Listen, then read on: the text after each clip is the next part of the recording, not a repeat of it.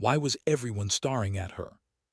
Sarah Martinez could feel their eyes on her, the small-town gossip dripping like summer heat.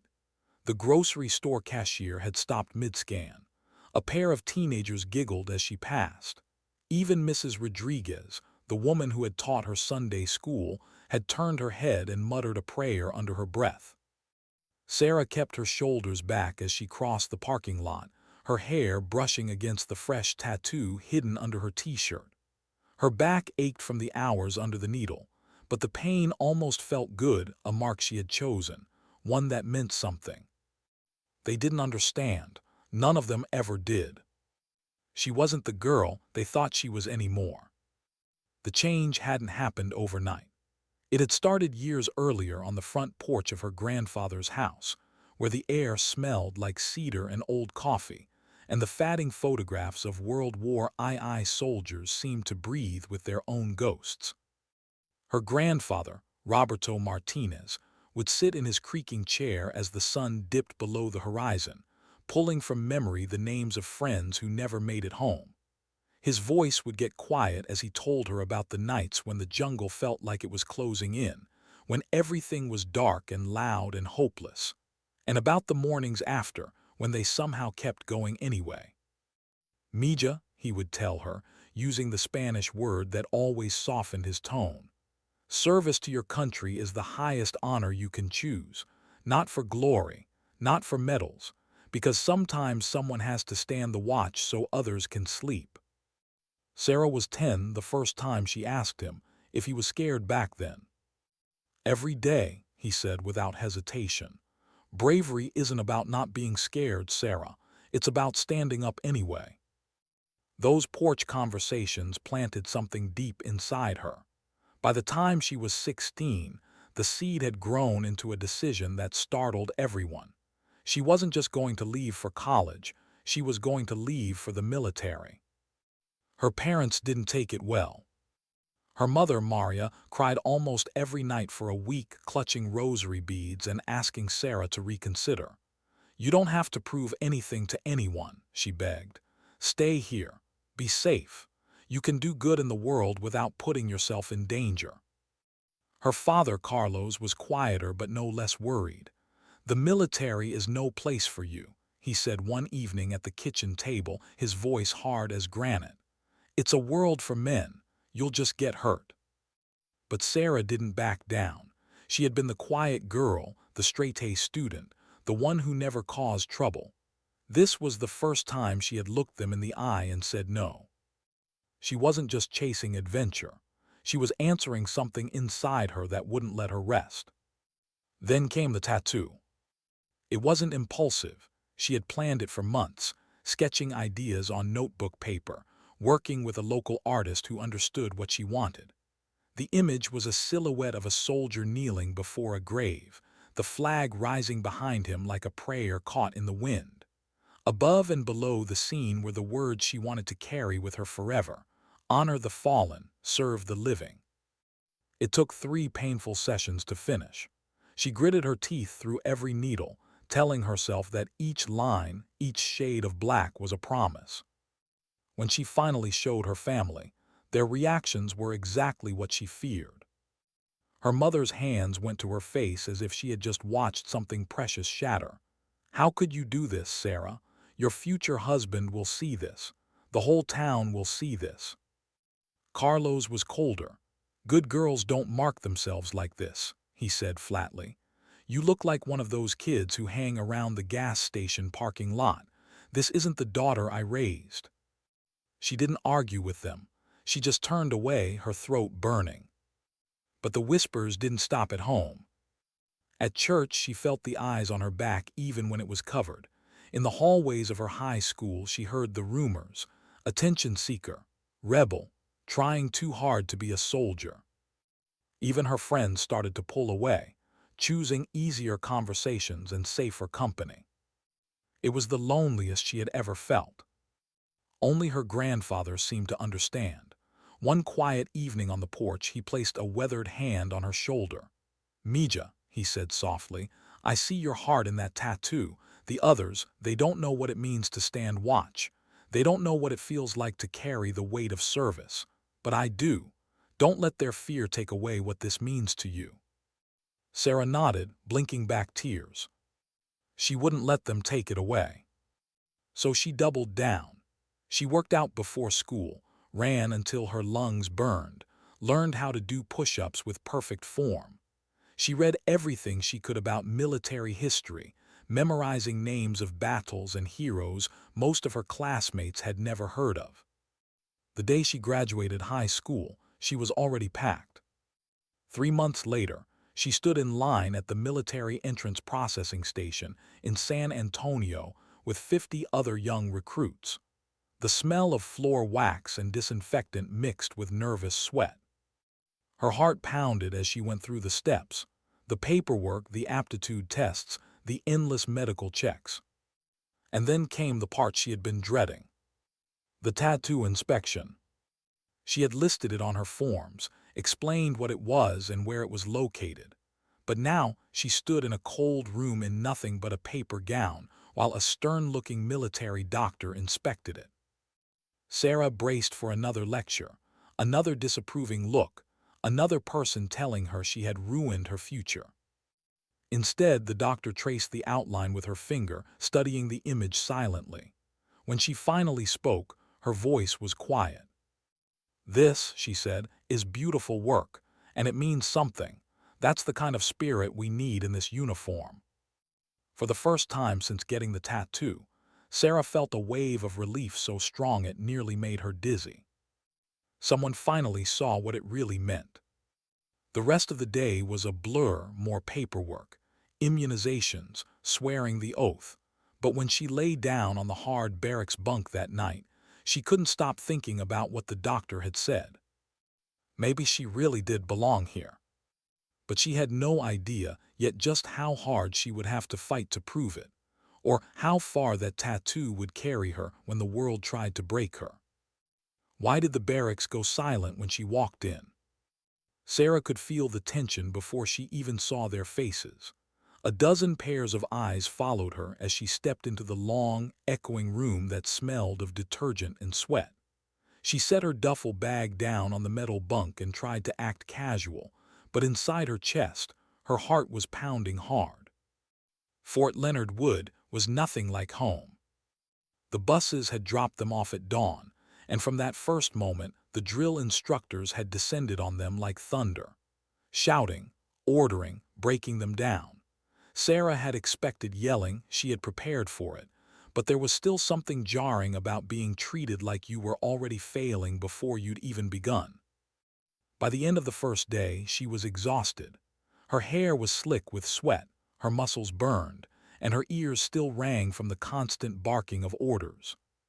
But she was here. This was what she had fought for, what she had argued with her parents about, what she had carried on her back in ink and pain.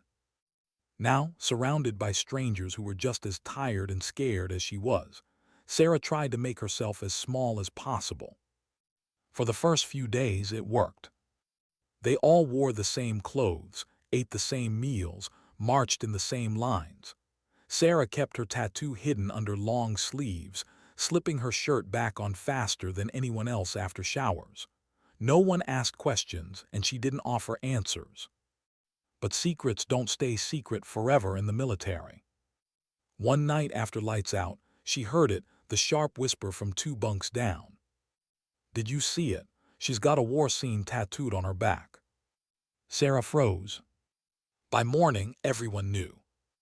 When she came out of the shower that day, towel clutched around her, the glances were different, curious, suspicious, judgmental. One of the other recruits, a tall guy from Detroit named Private Johnson, smirked as she passed. "What kind of person tattoos a grave on their body?" he said loudly enough for the whole room to hear. "It's like you're trying too hard to prove something." A few of the others laughed under their breath. Sarah said nothing, but inside the words cut deep. She had known she'd face criticism. She'd lived with it back home, but hearing it here, in the place where she thought she might finally belong, hurt more than she expected. That night she lay awake on the thin mattress, staring at the dark ceiling. Part of her wanted to lash out, to defend herself, to explain that it wasn't for show. It was a promise, a reminder. But another part of her, the stronger part, decided not to waste her breath. She would let her actions speak. The next morning she pushed herself harder than ever. During PT, when half the group was groaning and falling behind, Sarah ran until her legs felt like they might give out. When they practiced drills, she stayed late to get every step perfect. When it came time for weapons training, she focused so hard that her instructors began to notice. One afternoon, after a particularly brutal obstacle course, she heard her name barked across the field. Martinez, front and center. She snapped to attention, chest heaving, mud streaked across her face. Sergeant Williams, one of the senior drill instructors, studied her for a long moment. He was a grizzled veteran with 2 combat tours behind him, the kind of man whose presence commanded respect without raising his voice. "I've seen your tattoo," he said finally. Sarah swallowed hard, bracing for criticism. "But I've also been watching you these past weeks," he continued. "Ink doesn't make a soldier, heart does, and you've got more heart than most of these kids." For a moment, Sarah forgot how to breathe. The words weren't flowery, they weren't soft, but coming from a man like him, they were everything.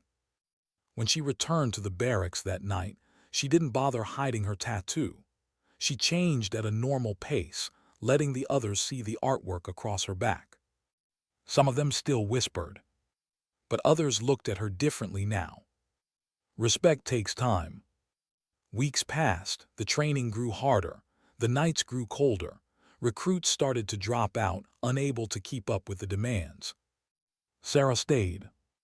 And slowly, she found herself becoming something more than just a recruit.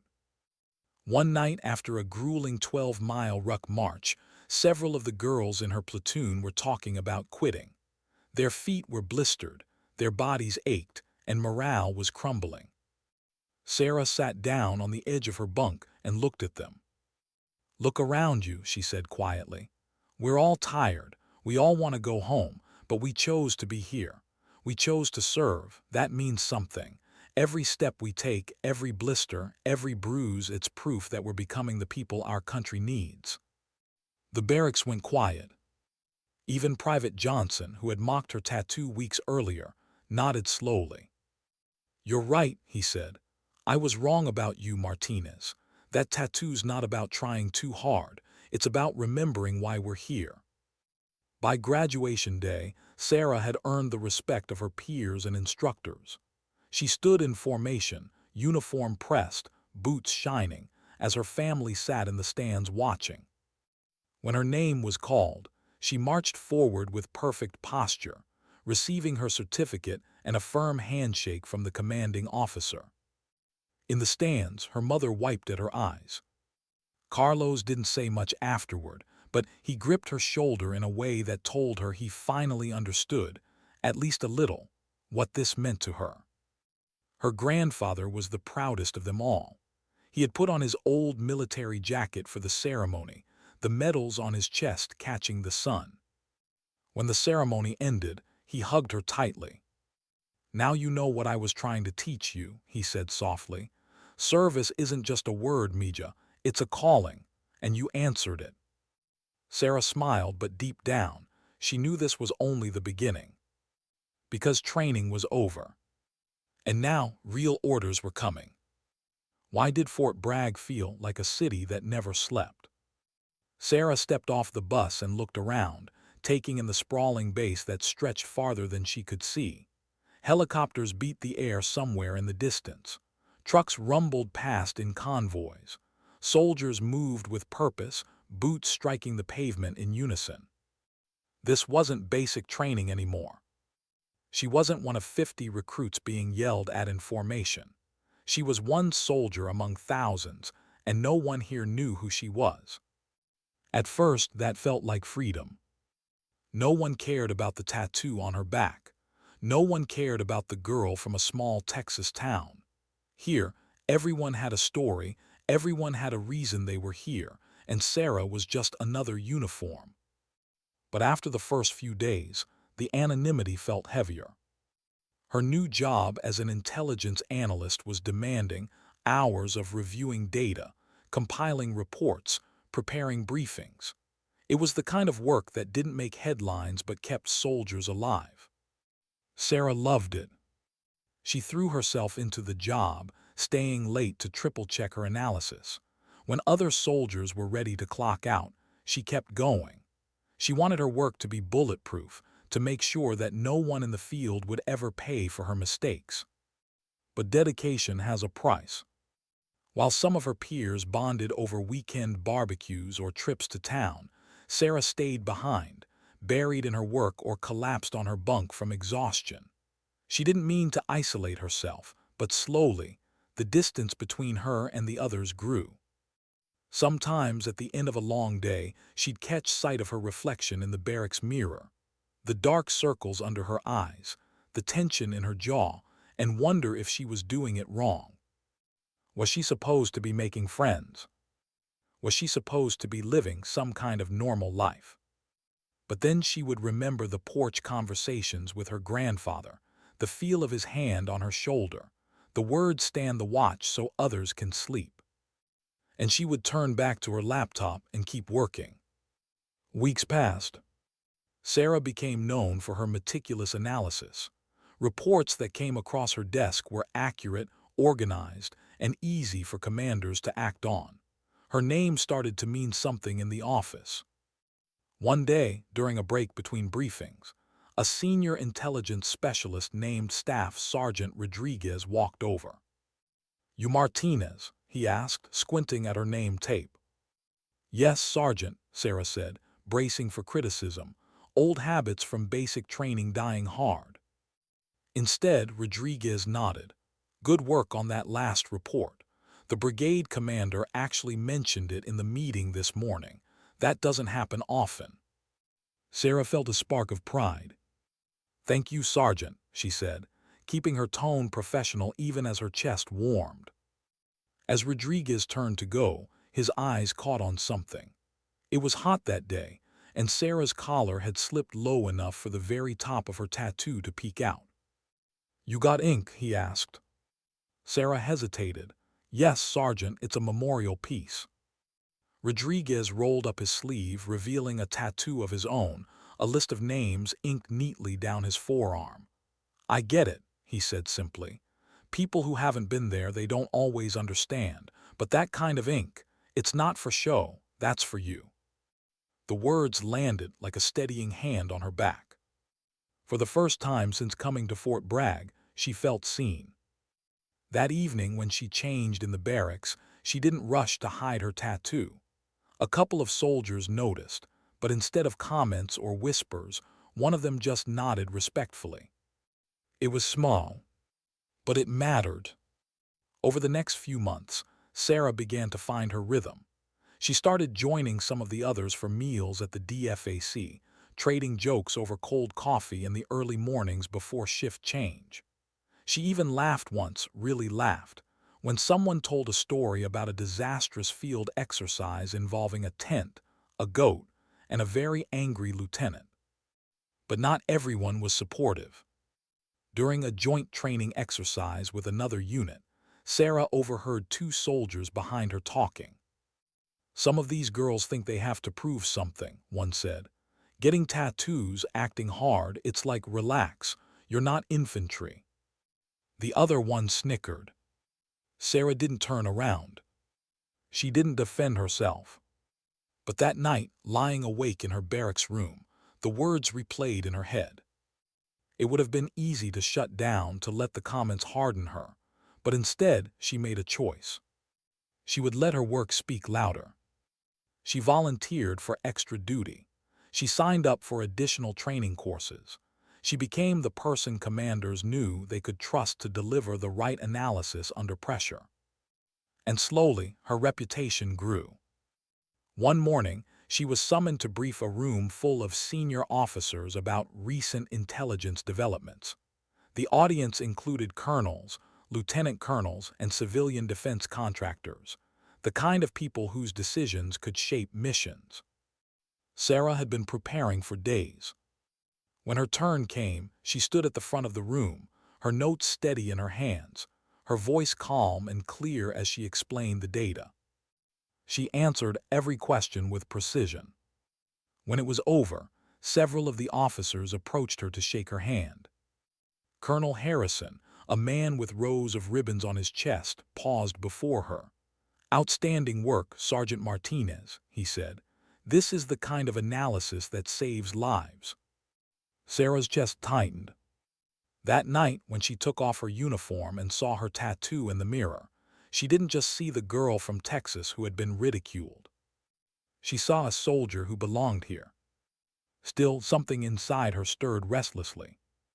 The work was fulfilling, the recognition was rewarding, but she knew there was more coming. Something was building, like a distant storm she couldn't quite see.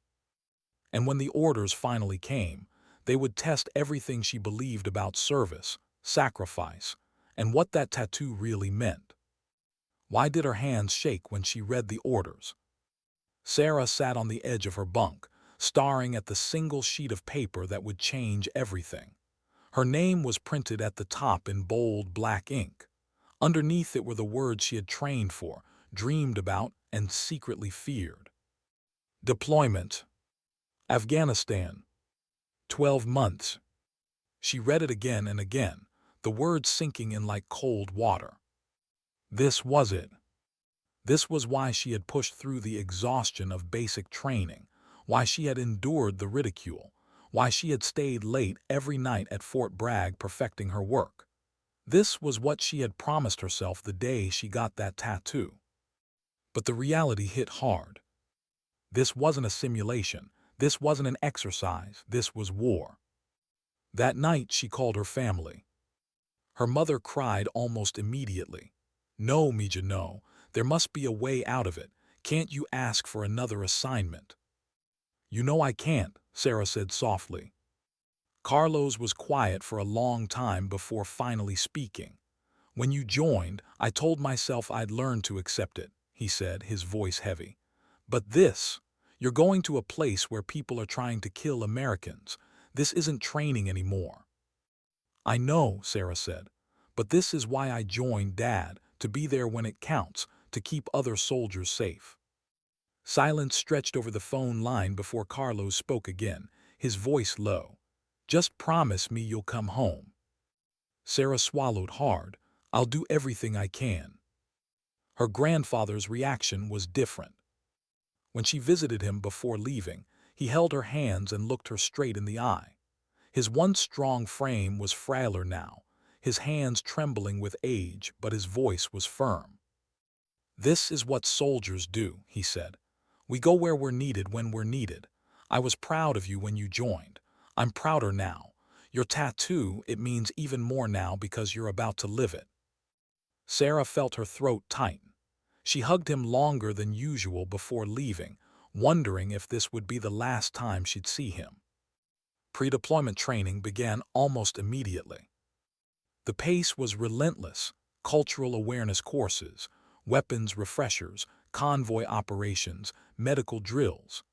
Every day was packed from dawn until late at night, and every night she collapsed into her bunk with muscles aching and mind buzzing. But something changed during that time. Her tattoo, once a private source of strength, became a quiet rallying point. During one night exercise, when the group was running drills by flashlight, one of the younger analysts caught sight of it and asked softly, "Who's the soldier in the picture?" Sarah hesitated, then said, "It's not a real soldier, it's all of them." The others fell silent for a moment. "Reminds me of why we're here," one of them said finally. After that, the questions stopped, but the glances toward her back carried a different weight. Even her commanding officer, Lieutenant Colonel Stevens, seemed to notice. A few days before deployment, he called her into his office. "Martinez," he said, gesturing for her to sit. "I've been reviewing your file.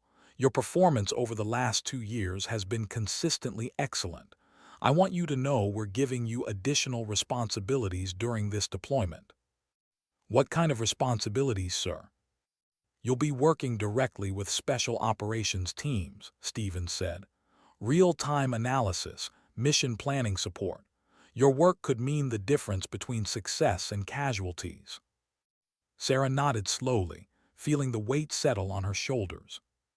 It was an honor, but also a burden. When she left the office, she went back to her room and sat quietly on the bed for a long time, staring at her boots on the floor.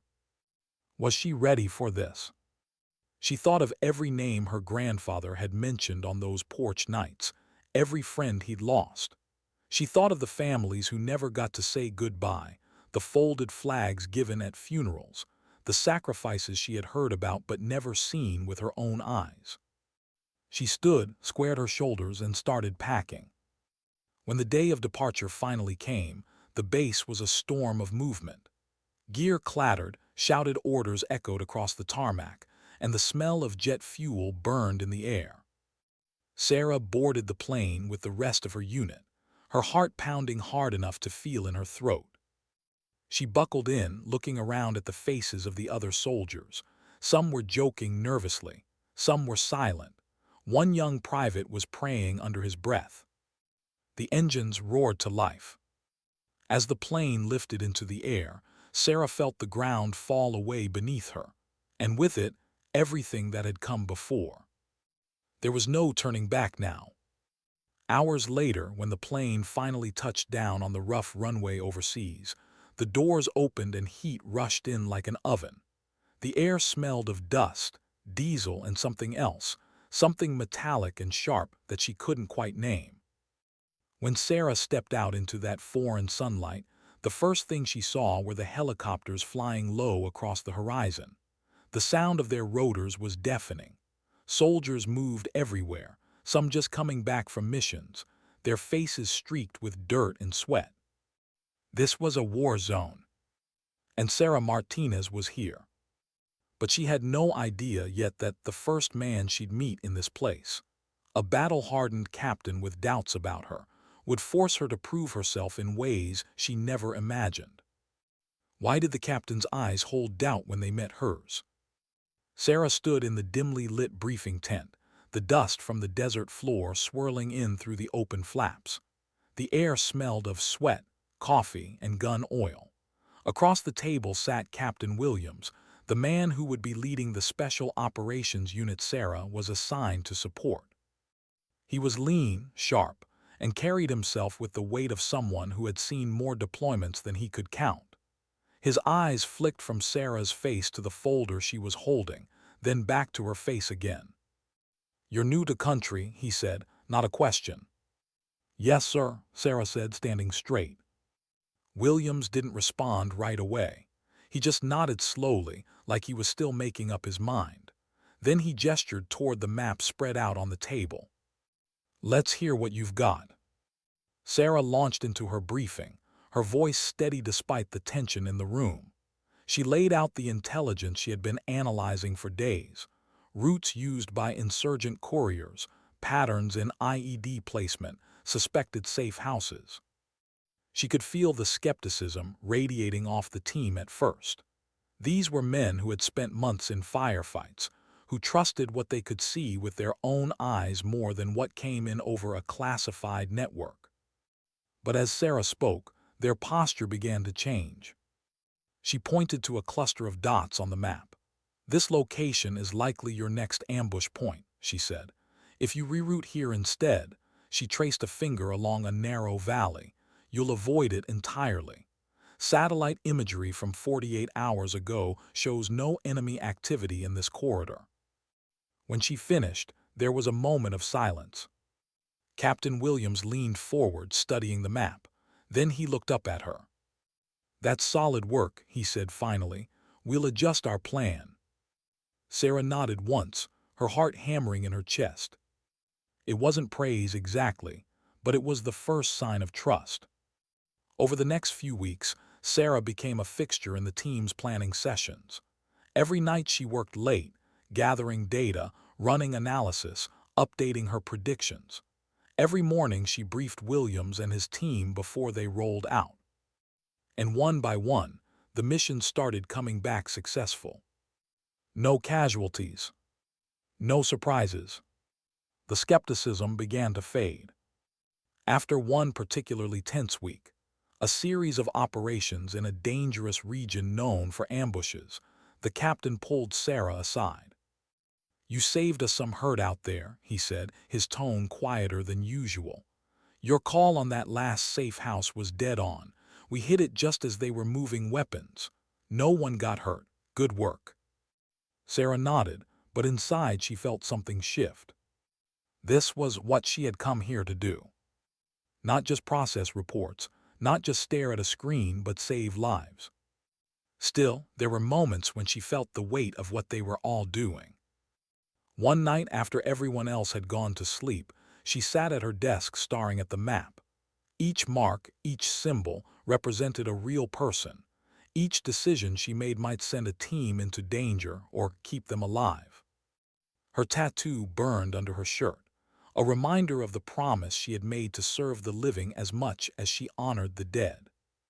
One evening, after another successful mission, Sarah stayed behind to clean up her materials.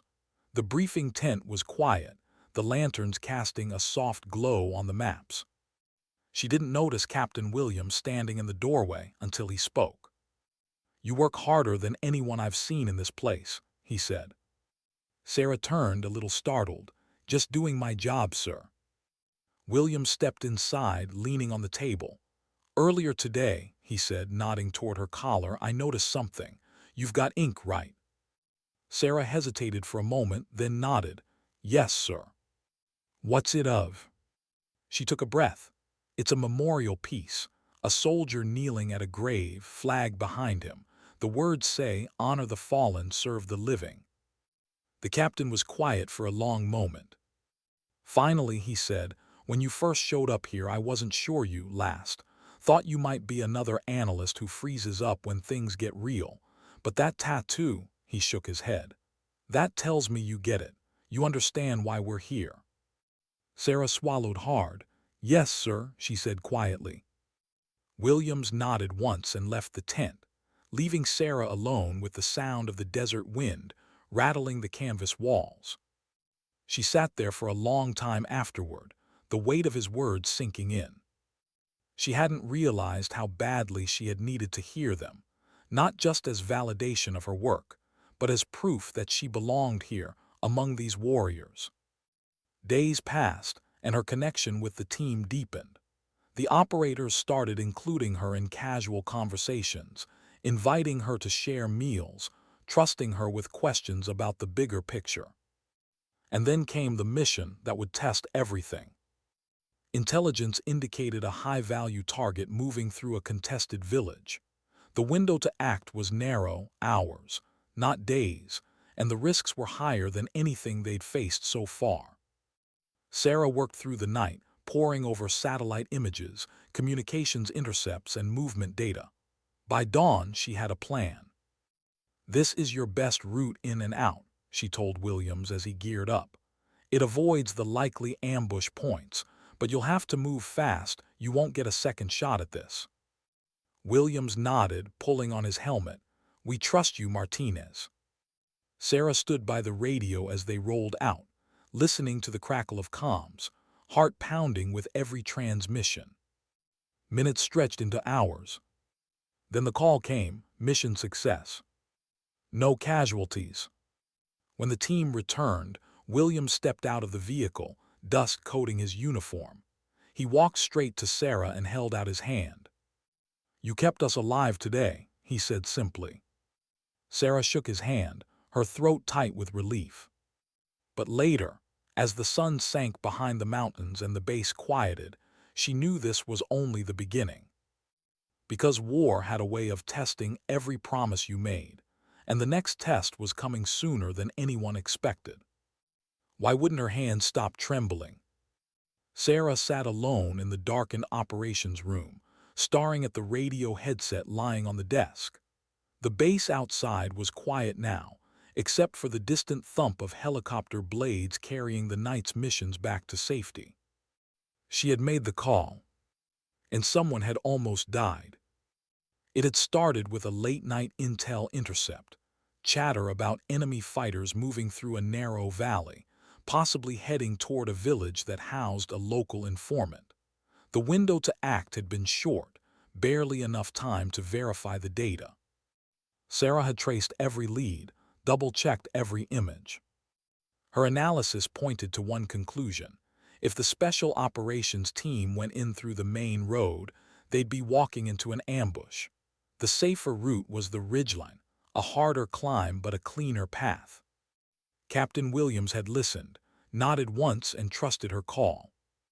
But halfway through the mission, everything went wrong. The enemy wasn't waiting on the main road. They were dug in along the ridgeline, hidden, patient, ready. The firefight that followed was short and brutal. Sarah had sat frozen at her station, listening to the radio chatter. Bursts of gunfire, shouted commands, the clipped voice of Williams calling for air support. When it was over, everyone came back alive, but barely. 2 of the operators were wounded. 1 had taken shrapnel to the shoulder. The medics had worked frantically in the dust outside the gate, their hands soaked with blood while the rest of the team stood grim-faced in silence. Sarah hadn't moved from her chair the whole time. Now, hours later, the guilt was sitting on her chest like a weight she couldn't lift. The door creaked open behind her. "You still here?" It was Williams. Sarah stood quickly, bracing for the anger she expected. But Williams didn't yell. He didn't accuse. He just crossed the room and sat heavily on the edge of the table. "You made the best call you could with what you had," he said. Sarah swallowed hard. "It almost got people killed." "Almost," Williams said. "But it didn't. We knew the risks when we rolled out. You think we blame you for the enemy being unpredictable. That's war, Martinez. You can't control every variable." Sarah nodded, but the words didn't lift the weight. Williams studied her for a long moment, then said quietly, "I've been doing this a long time. You know what I've learned? The ones who care the most always blame themselves. It means you're human. Don't lose that. But don't let it eat you alive either." Then he left, leaving Sarah alone with her thoughts. Sleep didn't come that night. She lay in her bunk staring at the ceiling, her body aching from hours at the ops desk, her mind replaying every decision. When morning came, she got up, put her uniform on and went back to work. But something in her had changed. She no longer felt like just an analyst sitting safely behind a screen. She felt like part of the team and part of the responsibility.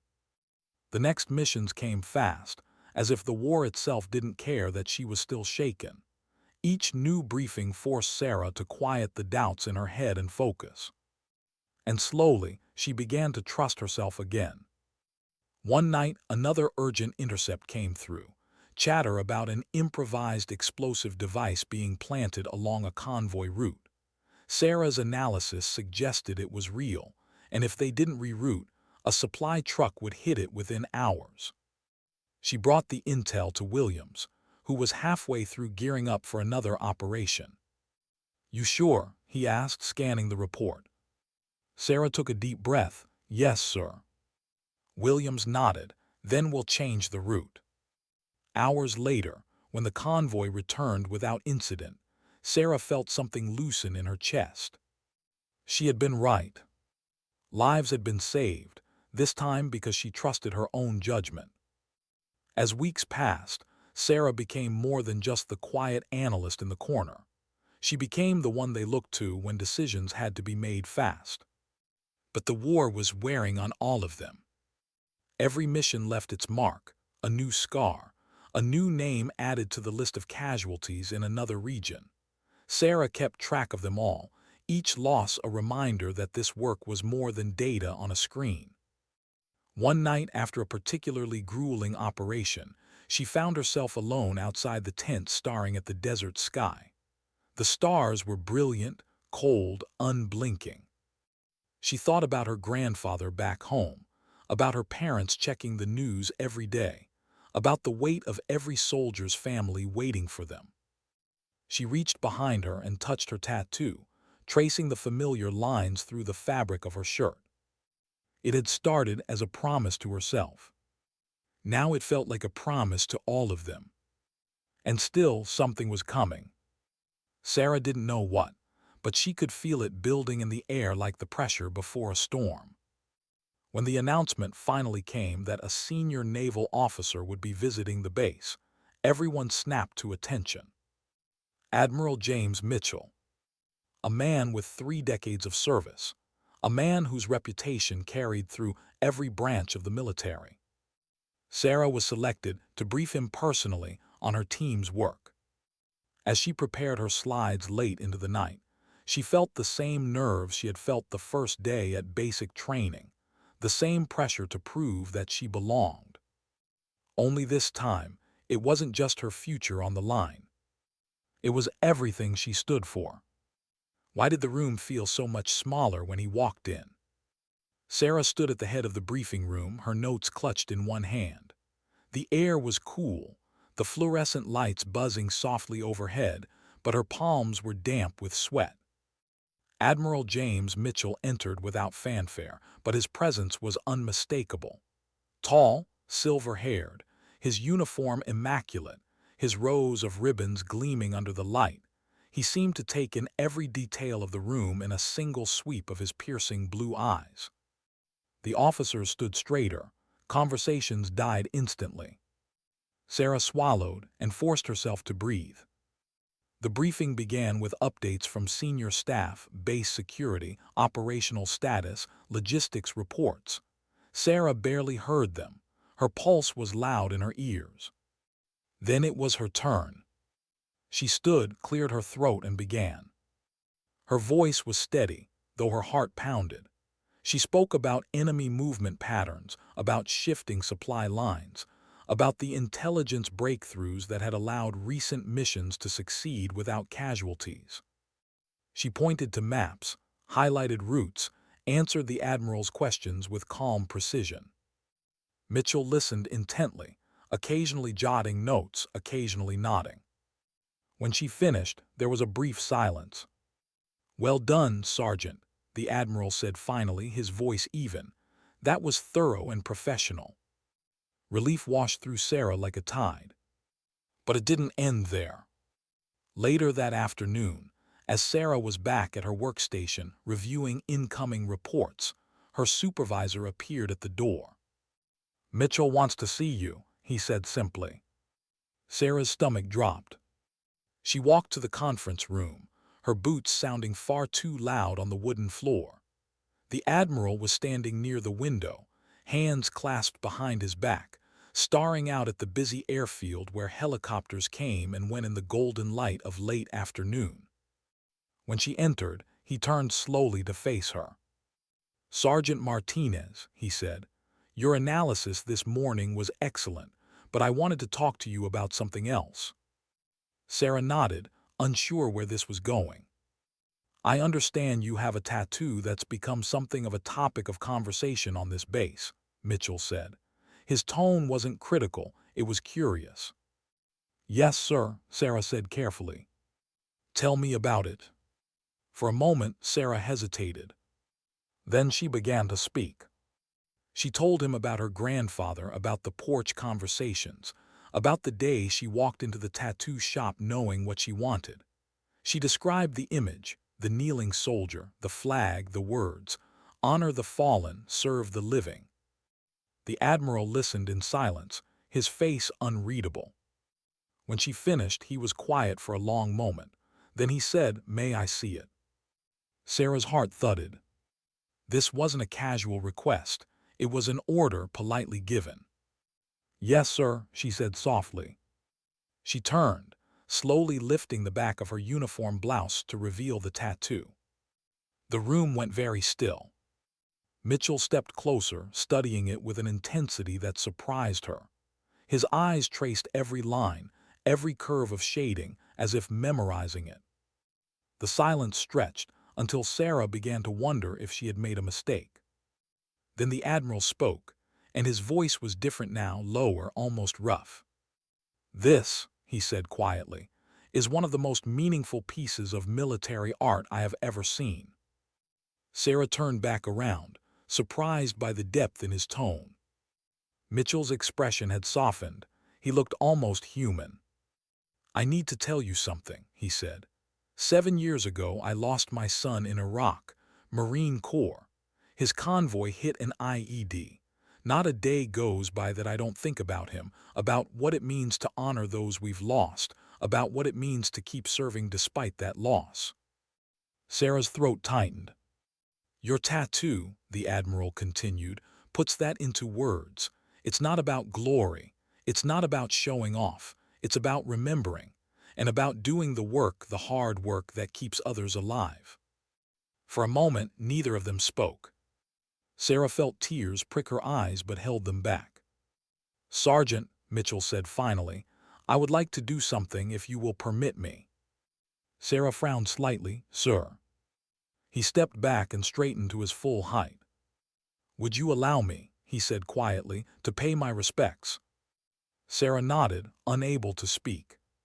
She turned once more, revealing the tattoo again. And then it happened. Admiral James Mitchell, a man with 30 years of service, a man who had commanded ships, led sailors, and stood at the graveside of his own son, came to attention and rendered a perfect military salute. The room seemed to hold its breath. Sarah stood frozen, feeling every ounce of weight and meaning in that moment. This was not just a salute to a piece of ink. This was a salute to her promise, her pain, her commitment. When Mitchell lowered his hand, Sarah turned back around. There were tears in both their eyes now. The Admiral didn't shake her hand. He stepped forward and embraced her, a brief, formal, but deeply human gesture. "Thank you," he said quietly, "for carrying that message on your skin and in your heart." Sarah could only nod. When she left the conference room, the world outside looked different. The base was the same, helicopters still flying, dust still swirling, but something in her chest felt lighter. She had carried the weight of that tattoo for years, through ridicule, through doubt, through fear. And now, finally, someone had saluted it. But Sarah had no idea that what came next would turn that private moment into a story that would spread across the entire base, and far beyond. Why did everyone look at her differently the next day?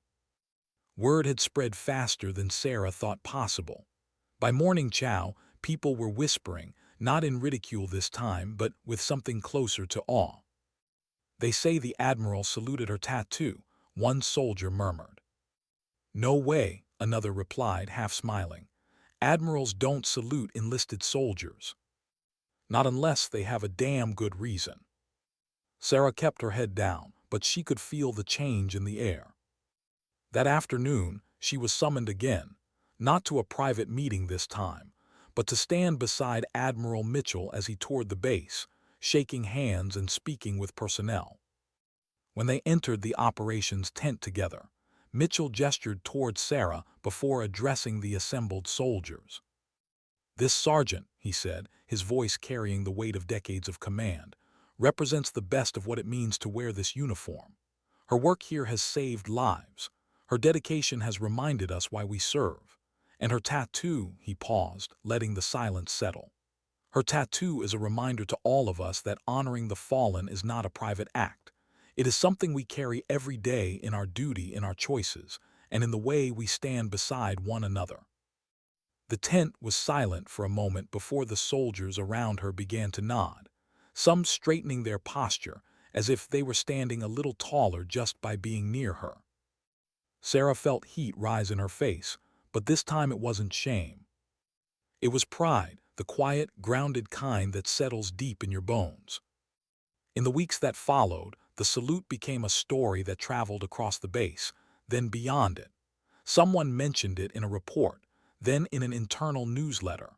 Soon, Sarah was getting emails from service members stationed around the world, Marines, sailors, airmen, even retired veterans, thanking her for showing that tattoos could be more than rebellion. One message came from a Marine who had lost both legs to an IED. "People used to tell me my memorial sleeve was too much," he wrote. "Now I tell them about you, about the Admiral who understood." Another came from a young Air Force pilot who said she had been debating getting a tattoo for her brother, who had died in Afghanistan. "I was afraid people would think it was unprofessional," she wrote. "Not anymore. I'm getting it next week." Sarah read every message carefully, saving them in a folder she would one day show her family. But the war didn't stop for her story.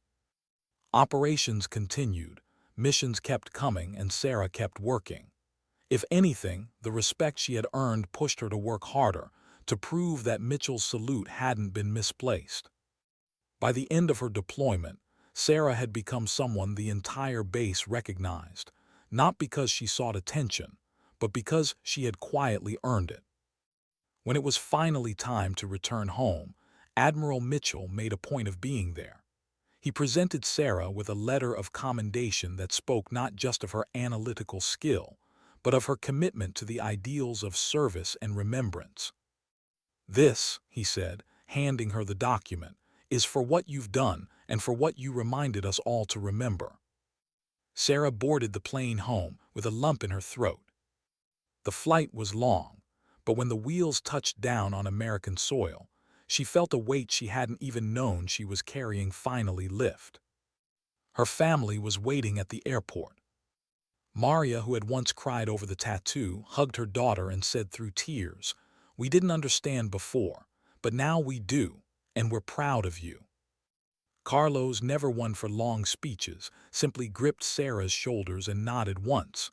"You proved us wrong," he said quietly, "and I've never been so glad to be wrong." Her grandfather, frailer now, was waiting on the porch when she came home. He had worked with a local journalist while Sarah was deployed, compiling a short memoir of his service and Sarah's journey. Together they sat and read it, the sun setting just like it had so many years ago when the first stories were told. "You've carried our family's torch farther than I ever could," Roberto said softly, "and you've shown everyone what it really means to stand watch." Sarah leaned against him, listening to the night sounds of Texas around them, crickets, the soft hum of the wind through the fields. She wasn't the same girl who had left home years earlier. She had been broken down, built back up, tested and tempered by fire. And somewhere along the way, she had become the kind of soldier her tattoo had always promised she would be. Years later, when Sarah had risen to senior leadership herself, she made it a point to look past the surface when she met new recruits. Some came with ink, some without, but she always asked their story before making a judgment. Because she knew now that sometimes the marks we carry aren't rebellion. They're remembrance. Sometimes they're pain. And sometimes they are a quiet promise, the kind that doesn't shout, doesn't demand attention, but simply waits for the day someone recognizes it for what it is. On the anniversary of her return from Afghanistan, Sarah stood in front of the mirror, pulled her shirt aside, and looked at the tattoo again. The ink had faded slightly over the years, the lines softer now, but the meaning had never dulled. She touched it lightly and smiled. Sometimes dignity doesn't speak. It simply acts.